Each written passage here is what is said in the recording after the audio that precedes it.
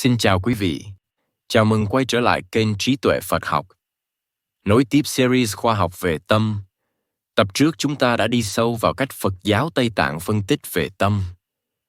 Tiếp theo chúng ta sẽ nói đến một chủ đề quan trọng là vô ngã. Đây là điểm cốt lõi trong giáo lý Phật giáo và cũng là cho nhiều người hay thắc mắc. Nghe chữ vô ngã nhiều người thấy hơi sợ. Không có tôi thì tôi là ai? Nhưng thật ra, nếu hiểu đúng, vô ngã lại giúp ta sống nhẹ nhàng hơn nhiều. Vô ngã có nghĩa đơn giản là không có cái tôi cố định bất biến. Ta thường nghĩ có một cái tôi đứng đằng sau mọi thứ. Tôi đang suy nghĩ. Tôi đang buồn. Tôi đang già đi. Nhưng Phật giáo dạy rằng thân và tâm đều sẽ thay đổi. Không có cái gì đứng mãi đằng sau để gọi là tôi. Các học giả gợi ý có thể hình dung 3 loại ngã. Một là narrative self, là câu chuyện ta kể về cuộc đời mình, tên tuổi, nghề nghiệp, ký ức, thành công, thất bại. Cái này thay đổi theo thời gian.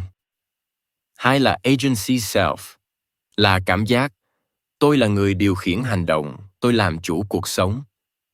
Nhưng nhiều lúc ta thấy rõ, mình chẳng kiểm soát được bao nhiêu bệnh tật, tuổi già, cảm xúc vẫn đến dù ta không muốn.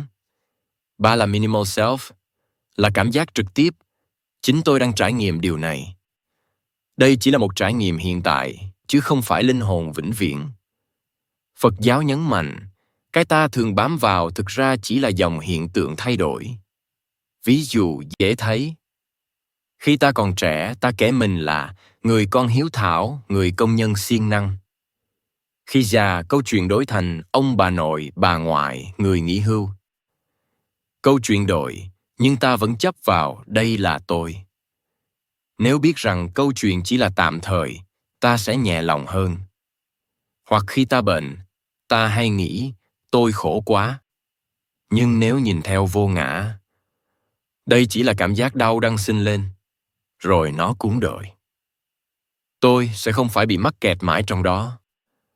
Vô ngã không có nghĩa ta biến mất, mà nghĩa là ta không chấp chặt vào bản thân. Ta bớt sân si vì thấy mọi thứ vô thường. Ta biết thương người khác hơn vì họ cũng đang trôi trong dòng thay đổi như ta. Các bác lớn tuổi hiểu vô ngã thì sẽ ít sợ cái chết vì không có cái tôi cố định để mất đi.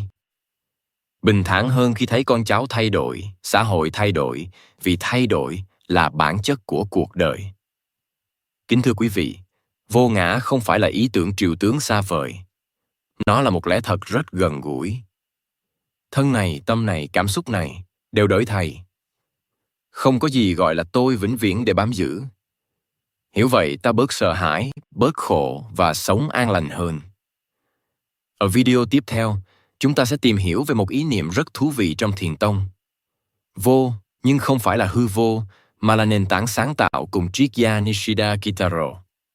Xin cảm ơn quý vị đã đồng hành cùng kênh Trí tuệ Phật học. Xin chúc quý vị luôn mạnh khỏe, an nhiên giữa đời thường.